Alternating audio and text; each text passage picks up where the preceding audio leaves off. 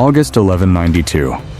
The Mediterranean sun blazing overhead, 700 battered warriors, no horses, no proper armor, just desperation, standing in the shallows, facing 7,000 elite fighters who've just conquered their city. What happens next defies every law of warfare. Even the enemy's own historians couldn't pretend it didn't happen. A king still wearing ship shoes, against 7,000 battle-tested soldiers. The final coastal stronghold of the Crusades about to vanish forever. If this city falls, everything ends. The entire Third Crusade collapses. Christian forces in the Holy Land disappear into history. By this video's end, you'll see how one leader's insane decision didn't just rescue a city. It forged a military myth so legendary that it influenced combat strategy for generations. You're about to discover why enemy generals pleaded with their commander to flee from forces they outnumbered 10 to 1. You'll uncover the tactical brilliance that transformed exhausted swimmers into an unstoppable wave. And you'll witness how captured prisoners without weapons became the turning point. How do men in boat shoes defeat armored cavalry? How does a surprise attack succeed in full daylight? What secret intelligence completely changed this king's plans mid-journey? These questions unlock one of history's most jaw-dropping battlefield triumphs. To grasp this impossible victory, we need to rewind 72 hours. The Third Crusade had hit a wall. 3 brutal years of mutual bloodshed across the Holy Land.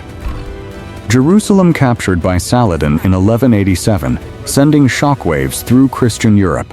Now, in 1192, Crusader forces cling to a thin coastal ribbon, while Muslim armies dominate the heartland. 2 legendary commanders face off. Richard I of England, the Lionheart, medieval Europe's most feared warrior king. Standing 6'5", he towered over contemporaries, always commanding from the front lines. His battle record? Undefeated in major conflicts. His battlefield presence alone could reverse impossible odds. But Richard's desperate. 2 years absent from England. His realm needs him. His coffers are empty. Opposite him, Saladin, the compassionate conqueror who'd unified the Muslim world and reclaimed Jerusalem. Unlike the savage warlords typical of this era, Saladin embodied honor and strategic patience. He'd mastered time itself as a weapon. Exhaust the invaders, starve their supplies, let sickness weaken their numbers, then strike. By July 1192, both titans negotiate peace. Richard holds the coastline from Tyre to Ascalon. Saladin possesses Jerusalem and the inland territories. Neither can achieve absolute victory. Richard readies his fleet for home, intending to leave competent leadership behind. Here's where everything goes absolutely sideways. Saladin had been observing, waiting for one precise opportunity. His intelligence network reports Richard's departure preparations. The Lionheart will abandon Jaffa with minimal garrison forces, perhaps 2,000 troops. Strong fortifications, yes, but demoralized defenders watching their legendary champion sail away. What unfolds next stuns Richard's own forces. July 26th. Saladin attacks, not with raiding parties or gradual siege tactics, but overwhelming military might. This isn't territorial conquest. This is about crushing Crusader morale permanently. Capture their final major port while their king abandons them. Demonstrate that without Richard, these warriors are nothing. The strategic game between history's greatest military minds transforms into a desperate race. And Richard doesn't even realize the game has begun. Saladin's army appears before Jaffa like a desert sandstorm. Muslim chronicler Baha al-Din, always precise with numbers, records 5,000 cavalry. Not simple riders, Mamluks and Ghulams, professional warriors trained from childhood. Their Damascus steel slices through Crusader chainmail. Their composite bows penetrate shields at 250 yards. Supporting them, 2,000 infantry, veterans from Jerusalem. Hatton, countless other victories. Behind them, Siege weaponry. Mangonels hurling 200-pound stones. Trebuchets that had shattered seemingly impenetrable fortress walls. This isn't a raiding party. This is a conquest force. Inside Jaffa, the situation looks grim. The garrison holds 2,000 men, mostly infantry with roughly 50 knights. Capable soldiers, but they'd expected to sail home. Their commander, Henry of Champagne, is competent, but he's no Richard. They possess siege supplies, formidable walls, and one certainty: no rescue is coming. Richard sits at Acre, ships loaded, preparing to depart for England. Then, Saladin makes a choice historians still debate. Instead of methodical siege warfare, he orders immediate assault. Perhaps fearing Richard's return. Perhaps wanting to obliterate the garrison before proper defensive organization. July 27th. Wave after wave of Muslim warriors crash against Jaffa's fortifications. Defenders fight desperately, outnumbered 3-1. 3 days of relentless combat. Saladin's engineers undermine wall foundations while archers clear the battlements. July 29th. A wall section collapses. Muslim forces flood through the breach. Street by street, building by building, Jaffa falls. The garrison retreats to the citadel, the final stronghold overlooking the harbor. But the true game-changer isn't the knights. It's something nobody anticipated.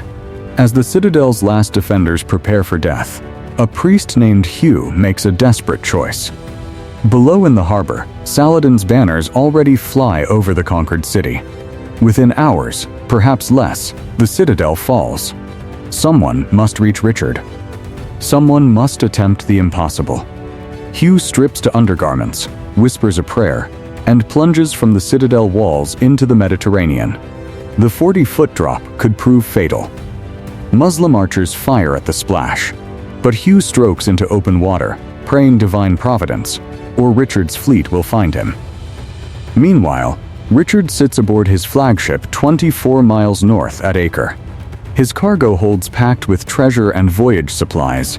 In 48 hours, favorable winds carry him toward Cyprus, then Europe. The English king stands literally hours from abandoning the Holy Land forever. Here's the detail that transforms history. Just as Richard prepares to raise anchor, a lookout spots something in the water. A lone swimmer, nearly dead from exhaustion, waving frantically. They haul Hugh aboard, barely alive. But the priest's message electrifies Richard. Jaffa holds, barely. The citadel still flies your banner, but time is running out. Richard faces an impossible dilemma. His ships are provisioned for sea travel, not combat. He commands only his household knights, 54 men, plus 400 Italian crossbowmen and 250 sailors. Fewer than 800 total against Saladin's thousands. Richard's decision comes instantly. Turn the fleet south. The king who'd spent 2 years trying to depart suddenly burns to return. But this isn't the massive Crusader army that conquered Acre. This is a departure fleet converted to a desperate rescue operation. As ships wheel southward, Richard transforms from monarch to battlefield commander. He orders armor unpacked, weapons distributed to sailors, crossbow ammunition inventoried. Every man capable of holding a weapon will fight. The Italian crossbowmen inspect their strings. Their guild weapons outrange Muslim bows by 100 yards. They'll need every advantage. What Muslim chroniclers record next seems almost impossible. July 31st, dawn. Richard's fleet, 15 ships, approaches Jaffa. From the sea, Saladin's green banners are visible on the walls. The harbor teams with Muslim vessels. Any rational commander recognizes futility and retreats. Richard sees opportunity. He orders his crimson flagship forward, alone. The king stands at the bow in partial armor. Chainmail shirt, but no leg protection. Just deck shoes. His advisors beg him to don complete armor. Richard's response reveals tactical brilliance. Speed is our armor today. We hit the beach running or die in the surf. But Richard possesses one advantage Saladin never anticipates. The Muslim army, drunk on victory, is looting the lower city. Discipline, the hallmark of Saladin's forces, has momentarily collapsed. Sentries watch the sea. But who fears 15 ships against 7,000 men? The Red Galley approaches the beach. Another ship follows. Then another. To the sentries, it resembles a negotiation party, perhaps seeking surrender terms for the citadel. The next 30 seconds will determine the Crusade's fate. At 200 yards from shore, Richard gives the order. The crossbowmen unleash a single coordinated volley. 400 bolts darken the sky, catching beach sentries completely unprepared. Before Muslims can react, Richard vaults the ship's rail into waist-deep water. St. George. St. George. The Lionheart's war cry echoes across the water. Behind him, 54 knights plunge into the Mediterranean, their armor's weight threatening to drag them under. They must reach the beach before drowning, or Muslim arrows find them. Then comes the moment that transforms defeat into legend. The 400 Italian crossbowmen wade ashore in practiced formation, firing as they advance. Their bolts outrange Muslim arrows, creating a lethal corridor of covering fire. Behind them, 250 sailors hit the beach with boathooks, axes, anything serving as weapons.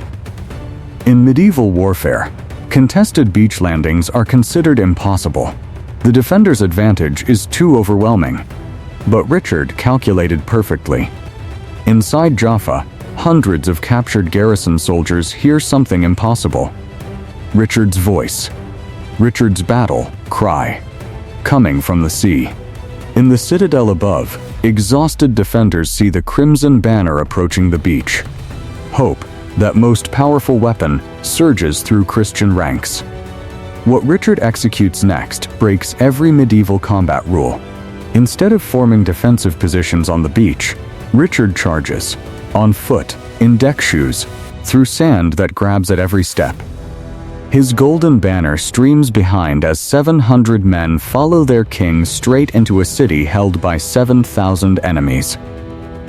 Military tacticians call this suicide. Richard calls it psychology. Saladin's commanders witness something that freezes their blood. From their positions, the beach appears covered with ships, soldiers, banners. The coordinated volleys. The disciplined landing. Surely this is the vanguard of a massive army. Nobody would attack with merely 700 men, would they? The first Muslim soldiers facing Richard's charge are looters, arms full of plunder. They drop everything and flee, screaming warnings. The English king, the Lionheart, returns. Panic is contagious.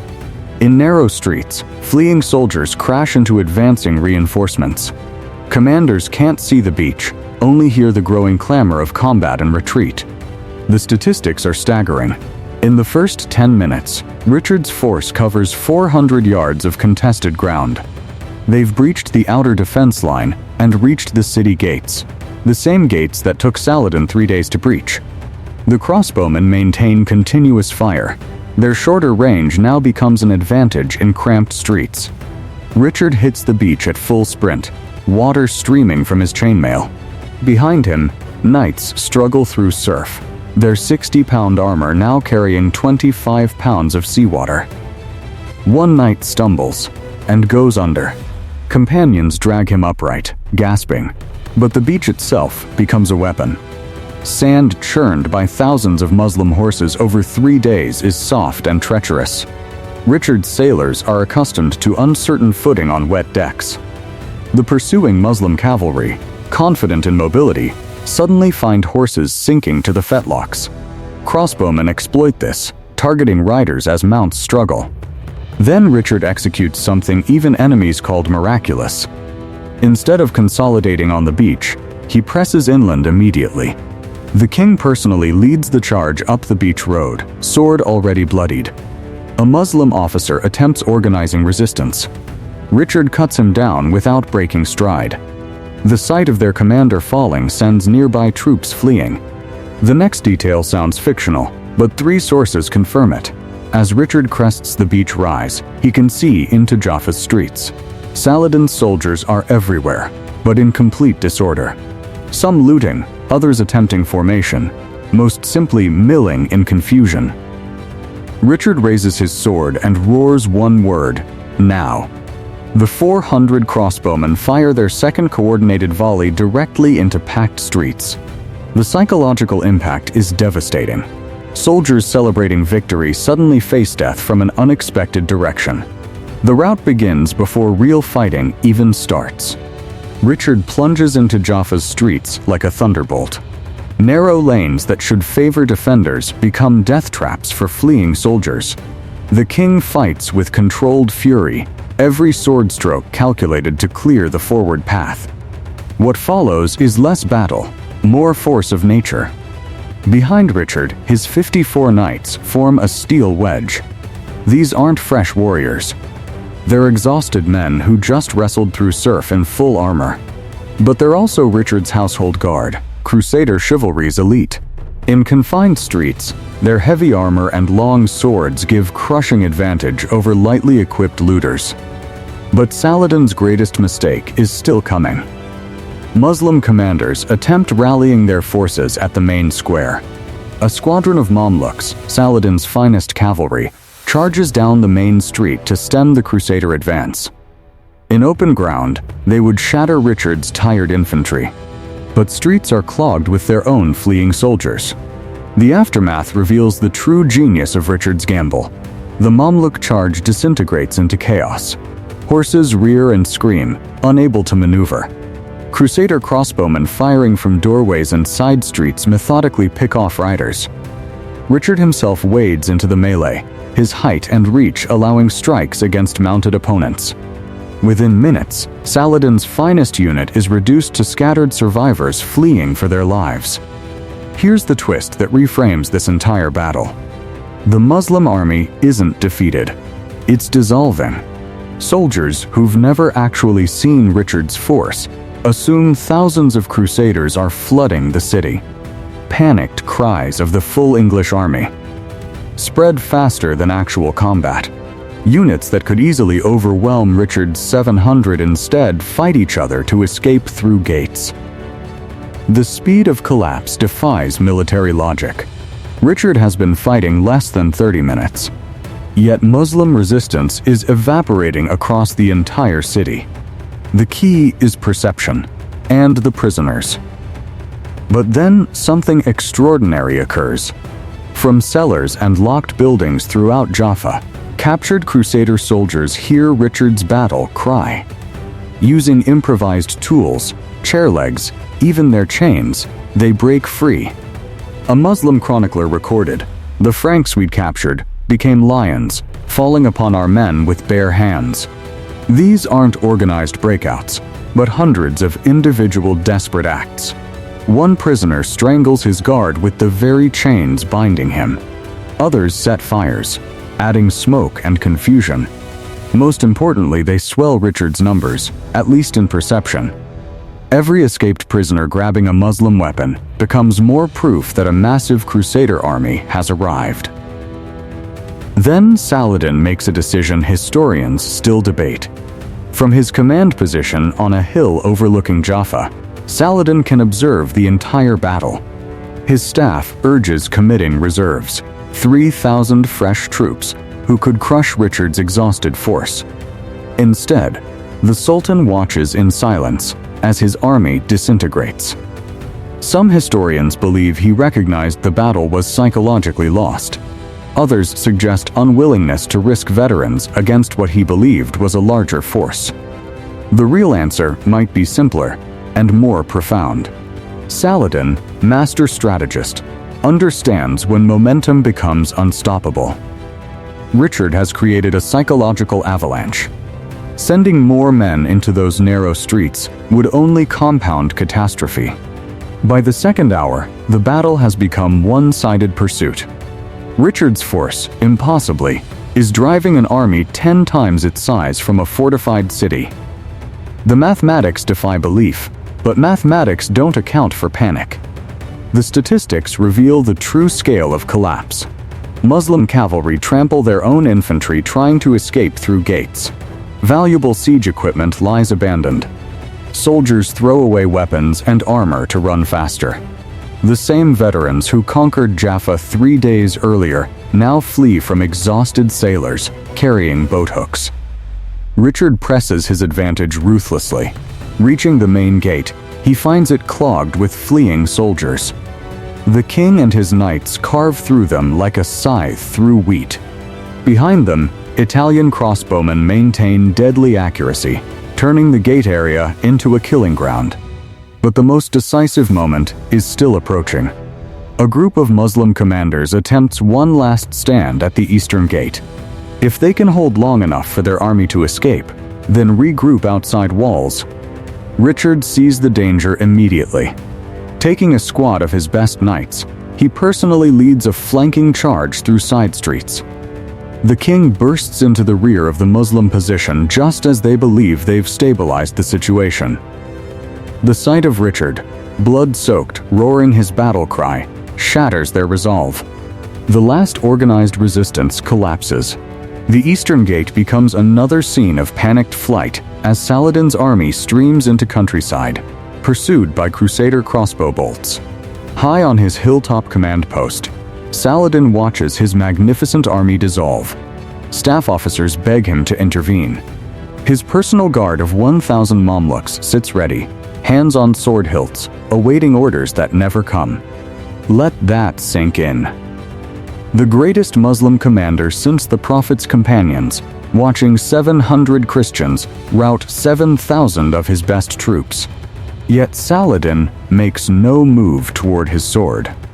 When pressed by generals, he reportedly says, "Allah has willed this Christian madness to succeed.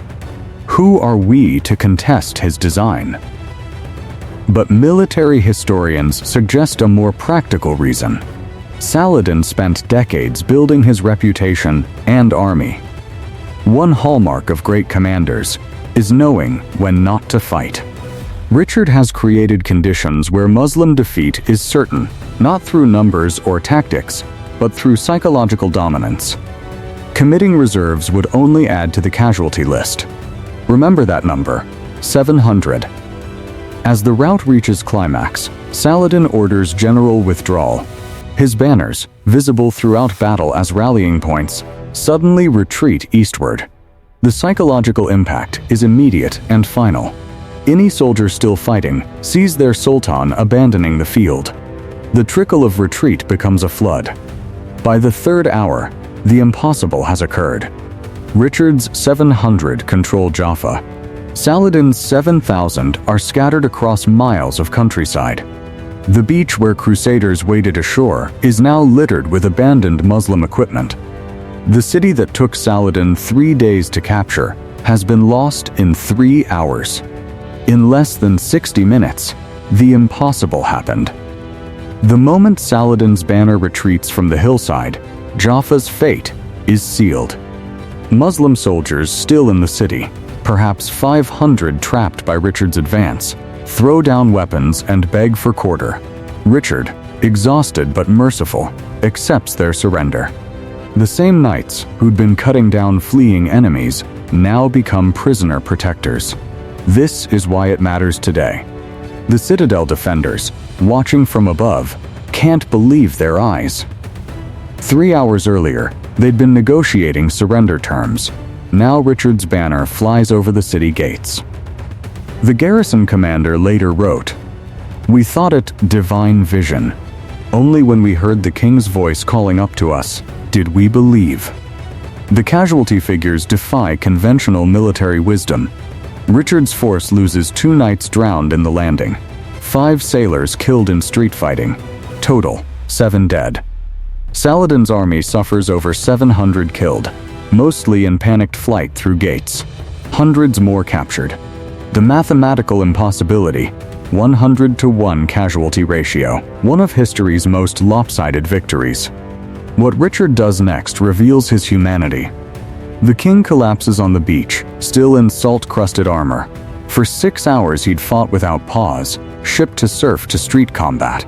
His household knights form a protective circle as Richard sleeps where he fell, sword still in hand. Not even victory can overcome total exhaustion. But Saladin isn't finished. That night, as Richard sleeps, Muslim scouts creep close to Jaffa.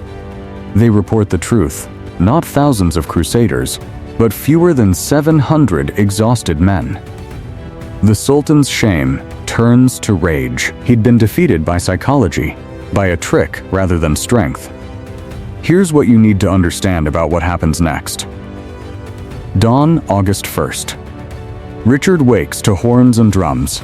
Saladin has returned with his reorganized army. But the psychological damage is irreversible. Muslim soldiers who fled in panic now approach hesitantly. They've seen Richard turn impossible odds into victory. What tricks does he have now? Richard, despite exhaustion, reads the situation perfectly. He arranges his tiny force in defensive positions. Crossbowmen on walls. Knights ready to countercharge. Most importantly, he stands visible on ramparts, armor gleaming, banner flying. The message is clear. The Lionheart is ready for round 2. The next 3 minutes determine everything. Saladin's army approaches to just outside crossbow range and stops. For 1 hour, 7,000 soldiers stare at 700. Neither side moves. Then, incredibly, Saladin orders withdrawal. Again, his commander's protests are ignored. The Sultan has seen enough. Whatever demon possesses Richard at Jaffa, Saladin wants no more of it. Later, Saladin sends Richard a gift, 2 horses, acknowledging that a king shouldn't fight on foot. The chivalry between enemies masks deeper truth. Saladin knows the war is over.